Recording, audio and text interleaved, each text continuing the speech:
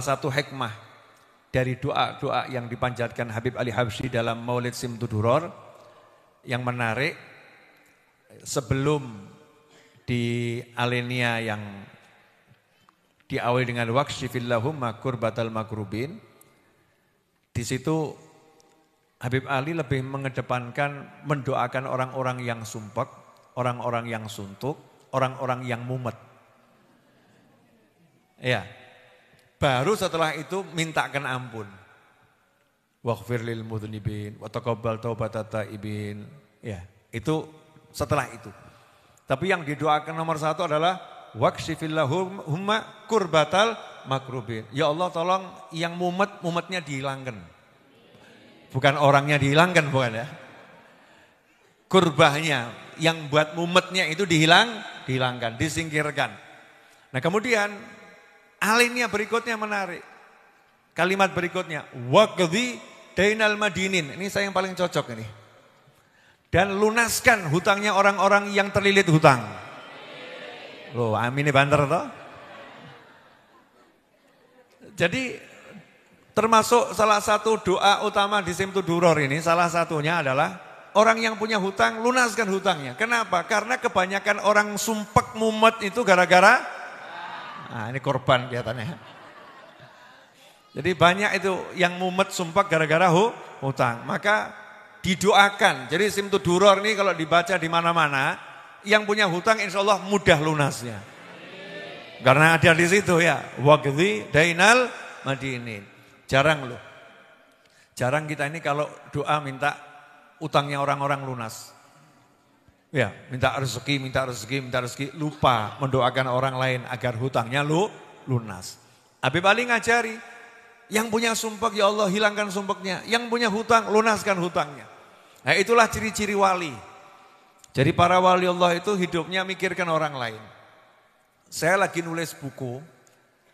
Buku ini terilhami ketika saya berangkat umroh dan ziarah kemarin ke Mekah dan Madinah. Ziarah Nabi Muhammad SAW dan ziarah nenek saya Sayyidatuna Khadijah radhiyallahu ta'ala anha. Ketika ziarah ke sana, saya dapat ilham untuk nulis buku baru. Judulnya, nanti semua wajib beli. Namanya orang dagang ya gitu ya. Semua wajib beli. Judulnya adalah Sayyidah Khadijah Kekasih Rasulullah SAW. Judulnya itu. Nah, di antara isi bukunya yang belum saya tulis, yang mau saya ceramahkan ini belum saya tulis. Saya baru nulis 6 halaman di Madinah ya, 6 halaman di Madinah. Bahkan saya beli laptop juga di Madinah. Ya biar barokah, ya, saya beli laptop di Madinah khusus buat nulis buku ini. Ya, niatnya khusus buat nulis buku ini. Nah, itu ada satu bagian di mana Nabi kita Muhammad sallallahu alaihi wasallam sallu ala nabi. Allahumma shalli. Di mana Rasulullah SAW di masa kecilnya, di masa remajanya, Nabi kita itu tidak aktif kerja ke luar negeri, tapi kerjanya hanya menggembala kambing. Memang pernah umur 12 tahun pernah diajak pamannya Abu Thalib untuk ke Syam, ekspor impor, tapi di tengah jalan suruh pulang ya. Suruh pulang, nanti saya bahas itu nanti. Kalau jenengan beli bukunya saya bahas isinya. Nanti ya. Tapi ini ada satu hal yang menarik yang saya dapatkan, mudah-mudahan antum belum pernah dapat yang semacam ini. Karena buat saya ilmu baru, mungkin buat antum ilmu lama. Tapi buat saya ilmu baru. Nabi Muhammad SAW itu zahid. Hidupnya zuhud. Kalau wali saja zuhud, apalagi Nabi Muhammad SAW. Jadi gak butuh dunia sama sekali, blas. Tapi sebagai syarat hidup kan orang gak boleh nganggur, gak boleh males. Pantes-pantesan. Maka pantes-pantesannya Kanjeng Nabi Muhammad SAW kerja menggembala kambing. Karena dengan menggembala kambing itu upahnya cukup buat hidup. Jadi itu orang yang bahagia itu yang butuhnya itu sedikit. Semakin sedikit butuhnya, semakin gak punya butuh, berarti semakin bahagia. Yang buat pusing itu adalah daftar kebutuhan. Butuh kompor gas yang baru, tambah mumet. Butuh istri baru, mumet awakmu. Makanya pertahankan yang ada, biar tidak pusing. Betul ibu-ibu? Banyak dukungan saudara-saudara. Ya, butuh anak baru, tambah anak, itu kadang juga membuat pusing. Ya, butuh rumah baru, butuh semakin banyak daftar butuhnya, kebanyakan orang yang masih imannya pada kebutuhan. Imannya pada kebutuhan, bukan kepada yang punya segala kebutuhan. Semakin banyak butuhnya semakin mumet. Semakin pusing.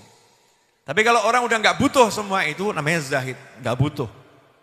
Kecuali nanti kondisi yang mengharuskan nanti beda, nanti saya jelaskan. Ya, Kanjeng Nabi SAW udah gembala kambing enak kok. Hidup bersama pamannya Abu Thalib yang miskin. Pamannya yang hidupnya juga susah tapi ahli dagang. Dagang, nggak pernah minta. Abu Thalib itu berjuang keluar negeri cari nafkah untuk Nabi Muhammad SAW. Tapi Rasulullah SAW tidak mau berpangku tangan. Beliau pun menggembala kambing. Sampai umur 25 tahun diajak duduk sama pamannya, sama Abu Thalib. Ya, yang sangat cinta pada Nabi Muhammad SAW. Diajak duduk kemudian diomongi, keponakanku mohon maaf. Pak Likmu ini sudah semakin tua ya, pamanmu udah semakin tua, udah enggak mampu dagang ke luar negeri. Jadi udah enggak mampu lagi bantu membiayai hidupmu. Dan sudah tidak mampu juga membiayai hidupnya sepupu-sepupumu, keluarga kita ini. Jadi paman minta tolong, kamu yang sekarang melanjutkan usaha paman, kamu yang bergerak dagang ke luar negeri, biar bisa membantu menghidupi keluarga ini. Disitulah Nabi Muhammad SAW langsung meninggalkan menggembala kambing, jadi eksportir dan importir, berangkat ke luar negeri. Siap susah, siap enggak enak. Padahal tadinya udah enak itu yang gembala kambing, udah hidupnya nyaman, hidupnya enak. Tapi demi orang lain, demi membahagiakan keluarganya, demi menyenangkan saudaranya, demi membahagiakan sepupunya, beliau keluar dari zona nyaman kata orang. Tadinya cukup nyaman gembala kambing, keluar dari semua itu, siap lakukan perjalanan jauh yang berat, siap berdagang yang penuh dengan resiko, siap bertemu orang asing yang gak dikenal, siap ketemu pengalaman baru. Demi apa? Cari duit? Enggak. Demi apa? Memperkaya diri? Enggak. Demi apa? Mau beli rumah? Enggak. Tapi demi untuk menyiapkan rumah buat orang lain, menyiapkan makan untuk orang lain, menyiapkan kesenangan orang lain. Itulah yang namanya zahid. Ketika dia bekerja bukan untuk dirinya. Ketika dia cari uang bukan untuk mengumpulkan harta. Beda dengan konsep orang kerja zaman sekarang. Istri bilang pada suami, mas semangat kerja. Biar kita punya rumah baru, punya mobil baru, punya motor baru, punya handphone baru. Maka semakin banyak daftar kebutuhannya, semakin susah hidupnya. Beda dengan orang-orang yang soleh, semakin banyak daftarnya, semakin senang hidupnya. Kenapa? Karena semua daftarnya untuk nyenengkan orang lain, bukan untuk nyenengkan dirinya sendiri. Itu yang diajarkan Nabi Muhammad SAW. Nyenengkan orang lain. Lah uripmu nggo apa? Hidupmu dan hidupku selama ini untuk apa? Kalau cuman untuk ngumpul-ngumpulkan buat diri sendiri ya siap-siap mumet, siap-siap ruwet, siap-siap susah. Tapi kalau kamu hidup untuk menyenangkan orang lain, menyenangkan orang tuamu, ya menyenangkan kakakmu, menyenangkan adikmu, menyenangkan pamanmu, menyenangkan bibikmu, maka kamu akan bahagia dengan semua susahmu itu. Susahnya itu akan dinikmati. Gak enaknya itu akan jadi enak. Karena gak ada bagian nafsu, gak ada bagian hawa. Begitu hawa, nafsu, ego ini tersingkirkan, maka Allah yang akan mengisi itu dengan kebahagiaan. Allah akan isi itu dengan kebahagiaan. Jadi udah paham resep sugih? Jangan punya pengin untuk diri sendiri, tapi jadikan penginmu untuk menyenangkan orang lain. Makanya para wali dongonya itu. Habib Ali Habsyi itu sampai istrinya cemburu. Cuman cemburunya bukan seperti ibu-ibu yang oknum-oknum ibu-ibu nggak jelas. Nggak gitu. Cemburunya gara-gara apa? Habib Ali Habsyi itu kalau malam waktu sahur ya, waktu pertengahan malam, sepertiga malam, doa mustajabnya digunakan untuk mendoakan semua orang yang musuhi. Tapi dengan doa kebaikan. Ya Allah fulan, ampuni dosanya, angkat derajatnya, muliakan kehormatannya, jadikan keluarganya bahagia, anaknya, pasangan hidup, doakan panjang. Padahal itu semua orang yang musuhin. Nah istrinya nggak pernah disebut. Yang ngomong, aku cemburu aku. Kenapa cemburu? Nah itu yang musuhin kamu doakan seperti itu baik-baik. Lah aku istrimu kok nggak pernah didoakan. Bil makna gitu ya. Cemburu sayang itu. Maka dijawab, oh kalau kamu nggak perlu kusebut. Karena setiap kali akan menyebutkan siapapun, engkau yang tersebut dulu di hatiku. Romantis. Wali gak romantis gak mungkin. Romantisnya asli. Bukan palsu. Para wali itu bukan bertindak dengan kalimat, tapi bertindak dengan perbuatan yang tidak diungkapkan. Kadang-kadang yang dicintai nggak pernah mengerti apa yang sudah dia lakukan untuk kekasih hati, karena dia nggak butuh pengakuan dari yang dicintai, tapi dia hanya butuh pengakuan yang maha mencintai. Itulah pria sejati, seperti Anda dan aku di hari ini. Ngaten leres? Oh itu ngakunya begitu. Jadi ayo kita berjuang untuk menyenangkan orang lain. Jadi punya semangat. Ngapain kamu cari duit? Kalau cuma buat numpuk saldo buat apa? Saldonya numpuk-numpuk. Ya kan? Teman-teman saya ini Masya Allah tadi saya terharu nih sama yang nabur rebana ini. Ini hidupnya Masya Allah semoga istiqomah. Karena ada yang di tengah jalan gak istiqomah banyak. Naudzubillah min dzalik, istiqomah. Yang macul ya macul, yang gali yang gali, yang lepoh yang lepoh, yang dempul yang dempul, dilakukan semua. Waktunya suruh nabuh ya nabuh. Ya nabuh. Yang ahli gali ternyata bisa megang rebana. Untuk apa? Untuk nyepakkan jenengan yang sekarang duduk santai di atas karpet, enak gitu kan ya.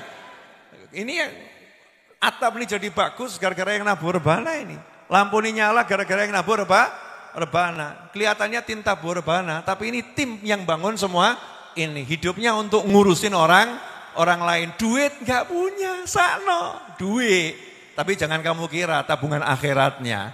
Setiap kamu duduk di situ pahala mengalir untuknya. Amin ya. Bejo atau enggak bejo? Bejo. Belum lagi yang tugas ngemis. Wadah yang tugas ngemis siapa? Habib Novel bin Muhammad Al-Idrus. Siapa yang ikut andil untuk pembangunan majelis ini? Siapa yang ikut andil untuk melunaskan hutang tanah majelis ini? Ngemis, saya ngemis ya. Walaupun saya nggak minta sama orang, cuman informasi. Tapi informasi ini kan seperti saya ngemis. Ya, saya ngemis. Cuman saya bejo jadi pengemis. Ngemis untuk Anda yang tinggal duduk santai. Ngemis untuk yang di rumah, yang nonton tayangan majelis pada pagi hari ini dan hari-hari yang lain. Ngemis untuk kebahagiaan orang banyak. Jadilah pengemis yang semacam itu. Tapi nggak minta sama orang loh ya. Jangan minta sama orang. Cukup sampaikan informasi tanpa membebani siapapun. Tapi ini kan sebagai bentuk seperti ngemis pada orang lain. Saya senang menjadi orang yang bekerja capek gitu ya. Jual buku tapi banyak yang dibagi.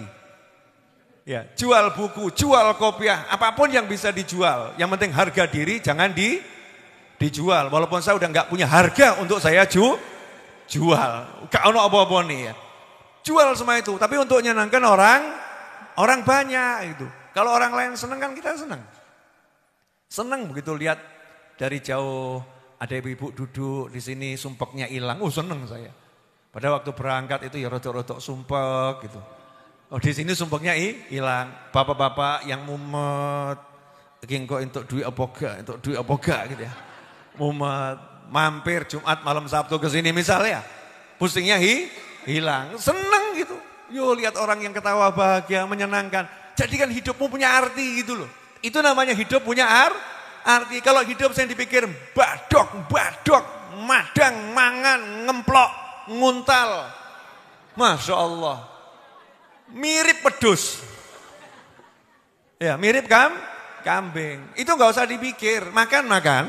Insya Allah makan. Minum. Gak usah dipikir. Itu bagian dari kehidupan yang kita jalani setiap hari. Tapi gimana caranya kita bisa manfaat pada orang lain. Menyenangkan orang lain. Bahagiakan orang lain.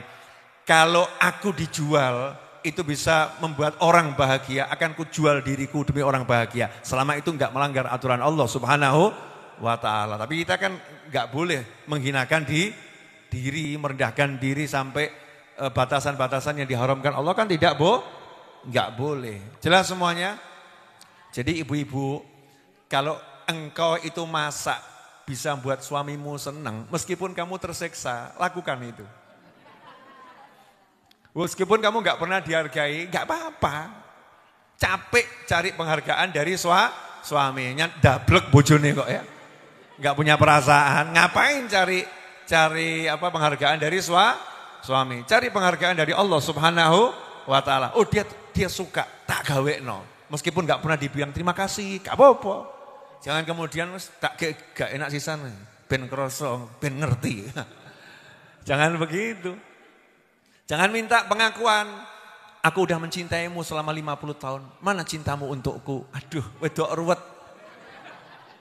Maksudnya ruwet untuk dirinya sendiri. Nanti sakit hatinya. Hidupnya akan sakit. Teruslah mencintai tanpa meminta balasan dari manusia. Mintalah balasan dari yang maha kuasa. Nanti senang hidupmu. Nah, buku Sayyidah Khadijah itu adalah cinta sejati yang ada di jagat raya. Dan tak akan pernah terulang lagi. Ini ngomong dikit boleh? Sorry ya. Romeo silahkan Romeo, Juliet silahkan Juliet. Ya silahkan. Majnun silahkan Majnun, Laila silahkan Laila. Tapi banyak orang belajar kisah cinta dari drama yang dibuat oleh sutradara. Betul? Banyak orang belajar cinta dari kisah-kisah yang ada di tengah kehidupan masyarakat yang tidak sesuai dengan aturan Allah Subhanahu wa ta'ala. Dan kisah-kisah cinta itu dijadikan pondasi membangun kisah cintanya kepada pasangannya, kepada saudaranya, kepada kerabatnya. Padahal yang dia jadikan cermin itu hal-hal yang diharamkan Allah Subhanahu wa ta'ala. Romeo and Juliet gak pernah menikah dan mati minum racun, saudara-saudara. Apakah cinta model begitu yang akan engkau terapkan dalam kehidupanmu? Majnun dan Laila indah kalimatnya, tapi gak pernah bertemu dalam pernikahan. Laila menikah dengan yang lain, Majnun mati dikubur tanpa bersama Laila dalam kehidupan. Betul atau betul? Nah, tapi kalau Nabi Muhammad SAW, manusia yang paling tahu cinta Nabi Muhammad SAW. Makhluk Allah yang paling kenal cinta Nabi Muhammad SAW. Dan makhluk Allah yang paling dicinta Nabi Muhammad SAW. Apa enggak penasaran gimana Rasulullah itu menuangkan cintanya kepada istrinya yang tercinta dan enggak ada duanya di jagat raya. Contoh itu. Ya, contoh, maka belajar. Oh, saya senang belajar. Oh, cinta nenek dan kakekku indah. Tadinya mau tak tulis judulnya begini tapi enggak jadi. Ya, tadi judulnya begini. Ibumu nenekku. Mesti lak mumet tau kamu. Apa harapnya? Betul kan ya? Oh, judulnya udah teka-teki ya. Ibumu nenekku. Kok bisa? Lah iya, karena istri-istri Nabi SAW adalah ibunya orang-orang yang beriman. Betul? Jadi kebetulan ibu kita semua ini, Sayyidah Khadijah, kebetulan nasab saya nyambung ke sana. Nenek saya. Jadi ibumu nenekku. Mau tak buat begitu, tapi gak enak, mumet sing moco. Maka langsung tutup poin. Sayyidah Khadijah kekasih Rasulullah SAW. Indah cintanya luar biasa. Mau sedikit spoilernya? Wani piro. Ya, sedikit aja ya, dosa banyak. Ketika akan meninggal dunia. Ketika akan wafat, nanti endingnya buku itu, endingnya. Ketika akan wafat, itu diceritakan Sayyidah Khadijah itu di akhir-akhir usianya. Suatu hari Nabi Muhammad SAW ada di Bukit Sofa.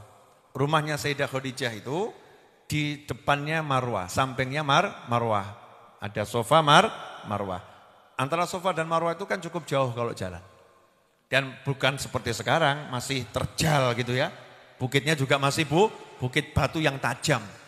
Sekarang pun kita lihat, oh sudah dikasih olesan lapisan, kelihatan tajamnya seperti apa. Di usia 65 tahun Sayyidah Khadijah itu wafat, radhiyallahu anha. Di akhir usianya di rumah, tahu suaminya yaitu Nabi Muhammad SAW berada di Bukit Sofa lagi ngobrol dengan malaikat Jibril alaihissalam. Yang ngerti selama 25 tahun menemani Nabi SAW sejak belum dapat wahyu sampai dapat wahyu. Ngerti, malaikat Jibril yo kenal dengan malaikat Jibril. Makanya kalau ada orang bilang manusia enggak lihat malaikat itu belajarnya kurang. Ya belajarnya kurang, manusia umumnya enggak bisa. Manusia-manusia tertentu bisa dengan izin Allah Subhanahu wa ta'ala. Di antaranya Sayyidah Khadijah. Kemudian ada sahabat yang juga tazuruhul malaikah, diziarahi malaikat, ketemu dengan malaikat. Nah disitulah Sayyidah Khadijah menyiapkan makan untuk Nabi Muhammad SAW. Selesai makannya disiapkan, dibawa. Wanita usia 65 tahun bawa makan itu mendaki bukit sofa. Kepleset. Jatuh. Terus malaikat Jibril dari sebelum nyampe udah ngomong pada Nabi Muhammad SAW. Itu Khadijah datang. Lagi bawa makanan buat kamu. Lihat Sayyidah Khadijah jatuh, Nabi turun dari sofa, terus dipeluk, dibangunkan. Ya. Setelah itu malaikat Jibril ngomong, sampaikan salam buat Khadijah. Allah titip salam buat beliau. Allah titip salam buat beliau. Terus Allah nyampaikan, Allah titip salam buat kamu. Terus malaikat Jibril ngomong, aku juga titip salam. Jibril juga titip salam buat kamu. Allah sudah nyiapkan rumah buat kamu di surga. Betapa indahnya. Maka ada satu kalimat dari seorang ulama yang mengatakan, jika Nabi Muhammad SAW wafat di pangkuan Aisyah, maka Khadijah wafat di pangkuan Nabi Muhammad SAW. Paham ya? Jadi kalau ketika Sayyidatuna Aisyah itu berbangga, Rasulullah wafat di pangkuanku, maka ulama membanggakan Khadijah wafat di pangkuan Nabi Muhammad SAW. Nggak bisa diungguli. Ya, luar biasa. Nah, ini cuman spoiler kecil. Itu kalau tak tenan-tenanan nerangno awakmu nangis kabeh. Aku lah jadi sedih. Pagi ini aku tak ingin bersedih-sedih gitu ya. Itu aja sudah ngempet-ngempet. Itu kalau diterangkan benar, glundung, geblak, semaput. Yang bingung saya. Apalagi belum sarapan ini. Ya, apalagi belum makan nasi goreng. Buat yang enggak puasa kan belum makan nasi goreng. Enggak puasa udah niat poso, walaupun enggak makan ya kuat. Udah nih niat. Kalau kita kan nawa itu sarapan. Jadi kalau sarapannya telat ya perutnya udah ngomong sarapan dengan berbagai bentuk bunyi yang ada. Jelas semuanya? Nah untuk Ramadan satu yang paling penting hatinya dibersihkan. Jangan sampai menyimpan dendam pada siapapun. Gak bakal dapat rahmat, ampunan dan itqun minan nar serta Lailatul Qadar orang yang Ramadan hatinya masih punya dendam pada muslim yang lain. Allah akan kasih, tapi Allah kasih syarat. Tak kasih kamu ampunan, tak kasih rahmat, tak bebaskan dari siksa api neraka. Tapi satu aja itu loh, hatimu jangan benci pada muslim yang lain. Ngono kok angel gumun aku. Suruh seneng sama, bukan cinta loh ya. Jangan benci sama orang, kok susahnya luar biasa. Ngeboti sakit hatinya daripada surga Tuhannya. Ngeboti sakit hatinya, mengutamakan sakit hatinya daripada terselamatkan dari neraka. Lebih mengutamakan sakit hatinya daripada cinta Tuhannya. Mengutamakan sakit hatinya daripada ampunan Allah Ta'ala. Kan ruginya luar biasa. Singkirkan semua bentuk sakit hati. Aku gak akan sakit hati pada kamu dan siapapun. Kenapa? Karena aku butuh cinta Tuhanku. Rahmatnya, ampunannya, surganya. Dan bebas dari neraka. Buat hati senang. Yang bahagia ketemu siapapun. Oh, enggak ada apa-apa saya dengan kamu, cok khawatir. Hutang bayaran. Tapi gak ada aku nesu-nesu gak, telat-telat gak apa-apa gitu ya. Tidak ada permusuhan di antara kita, tapi hitung-hitungan jalan mas gitu ya. Kan tetap enak kalau begitu kan ya. Gara-gara hutang aja jadi musuhan. Ya naudzubillah min dzalik. Yang punya hutang ya dibayar. Yang gak punya hutang, tapi ngutangi orang lain ya lunakkan. Kalau kamu lebih ya lunaskan, itu pahalanya luar biasa. Suami istri hitung-hitungan, mas kemarin kamu pinjem loh ya, belum kamu bayar. Iki ora cetha iki. Iya. Kesian udah suaminya pusing, istrinya nambah pusing pakai hitungan. Kemarin kamu pakai uang saya sekian loh mas.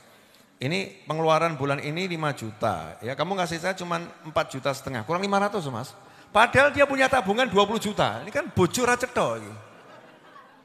Khauful fakir, terlampau takut miskin. Sementara dia sedekah di majelis sana, sedekah di majelis sana, sedekah di majelis sana. Sedekahnya luar biasa tapi sama suaminya. Ngeri ini. Ini nggak pernah ikut majelis Ar-Raudhah mungkin ya. Nggak pernah. Atau majelis-majelis yang lain. Nggak pernah ikut pengajian kelihatannya. Ya, belajarnya mungkin dari YouTube tok gitu ya. Nggak pernah hadir majelis. Jadi nggak paham. Nggak paham cara mengatur prioritas dalam beramal. Terima kasih. Jazakumullah khairan. Insyaallah berkah manfaat. Saya sudah maafkan antum semua, jangan khawatir. Tak maaf no. Nah, sementara aku juga minta maaf atas segala kekurangan saya yang saya sadari maupun yang tidak saya sadari. Dan terima kasih atas peran serta dan kehadirannya di majelis.